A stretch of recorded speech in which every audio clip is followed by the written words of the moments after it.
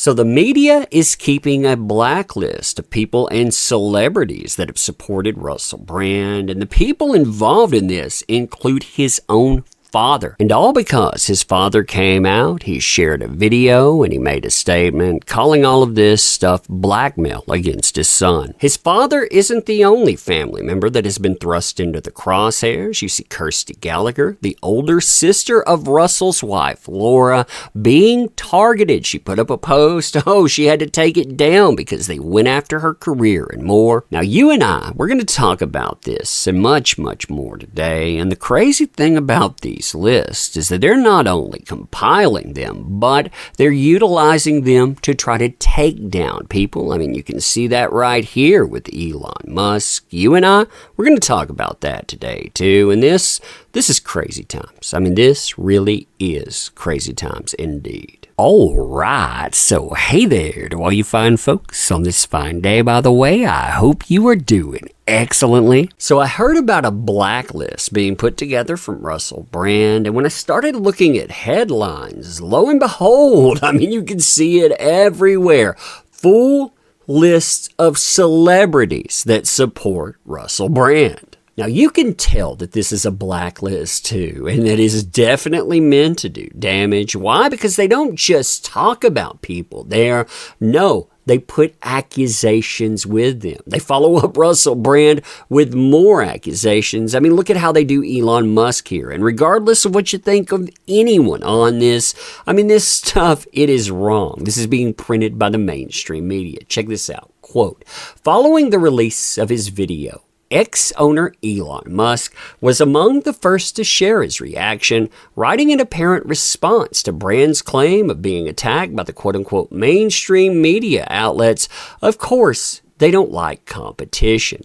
Then they go, last year, it was alleged, you notice these are just allegations here. It was alleged in an article by Insider that Musk exposed himself to a flight attendant and offered a horse for an erotic massage back in 2016, leading to a $250,000 settlement. Musk vehemently denied the allegations and said they were politically motivated. Now, another person they take absolute delight in blacklisting and censoring is Lawrence Fox, formerly of GB News. Remember, he and Dan Wooten, they were both terminated. Ofcom, it has also targeted them. And well, look at what is said. This is why I think they're so salty. Quote, it's fascinating to see some parts of legacy media talking about Russell Brand like we're going to believe anything they say about anything.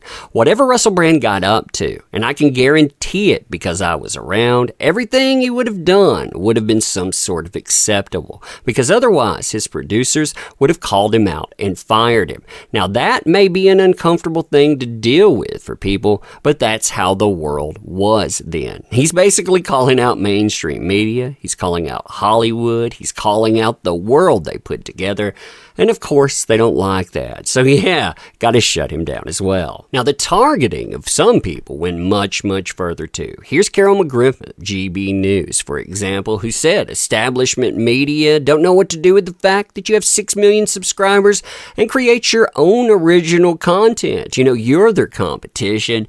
What they did is they dug through every single thing that she had said, every single like and retweet, and they started publishing those in articles too. That is an attempt to blacklist. And what should really give away the game for the mainstream media isn't just the list of people who have said something, but rather those who have opted to stay quiet. I mean, they've put lists together on those folks as well. You can see this right here from the Daily Mirror. I mean, even calling for due process, saying that trial by media is bad, that will get you put on the list. I mean, this is crazy. Look at what Piers Morgan had to say here. They had a lot to target him with too. Not the biggest fan of his, but this statement is 100% legit. He noted, quote, the allegations against Russell Brand are horrifying. So he's telling you this stuff, it looks bad. He also praises the investigation, saying the investigative reporting behind them exemplary.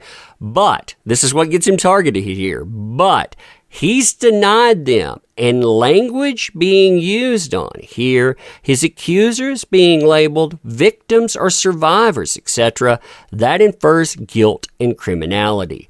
He's entitled to due process. So saying trial by media, yeah, the media, they don't like that at all. Now, they also intentionally include very controversial names because they know how they will be perceived. The Tate brothers, for example, they put Andrew and his brother, they put both of them in there. They also included Alex Jones. And as far as people that haven't spoken up, they included people like Jonathan Ross. And man, the write-ups with this stuff, they're insane. I mean, the guy hasn't said a word, but they're like, hey, there was a scandal back in 2008. It involved both of these folks. So yeah, even not speaking up, like I said, that is a problem. What's nuts is publicly, they keep revising these articles. They keep adding to them as well. And behind the scenes, it's even crazier. I mean, even family members, they're not immune. I mean, look at this. This is about Kirsty Gallagher. Quote, Kirsty, who is the older sister of Russell's wife, Laura, shared the comedian's 2-minute video this morning on Instagram with a large red love heart. However, you notice this, after they put pressure a few hours later and after the investigation was published in full, the post vanished from her Instagram stories, suggesting she had deleted it. I wonder why somebody would do that. Even Russell Brand's own father isn't immune to this. And they didn't just add him to lists just to make this clear. I mean, that would be something. But they wrote dozens of articles singling him out specifically, trying to make this political, trying to make him sound like a conspiracist. I mean, I've seen some crazy things, but this takes the prize. I mean, listen to how this is written up. Quote, Ron Brand posted a video of a YouTuber. I don't know this YouTuber, by the way, but Lenny Marino, I think I'm saying that right, to his Facebook page just a few weeks after his son faced allegations.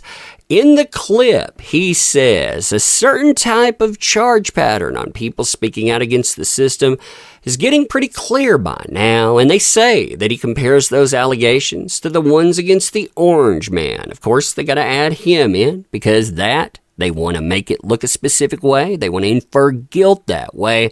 They also add in Andrew Tate. Then for some reason, they decide Julian Assange. That would be somebody to add in. And hey, by the way, let's add in Tupac. I mean, that again. Oh, man. All told, we are talking about dozens and dozens of names that are being put in the crosshairs. And what's crazy, I mean, you have people like Noah Fielding. They told a joke or jokes back in 2004, almost 2 decades ago, got to put in the crosshairs. Yeah, and what is really interesting is that the very institutions that are doing this, places like Channel 4, they aren't even immune. I mean, no matter what you think, this is crazy regarding how it spreads. Let me know what you think about this, though. And as always, appreciate the heck out of you. You make this stuff work. Thank you. Can't say that enough. Want to help out the channel, by the way? Links are in the description. Appreciate you. Spread it around. Thank you.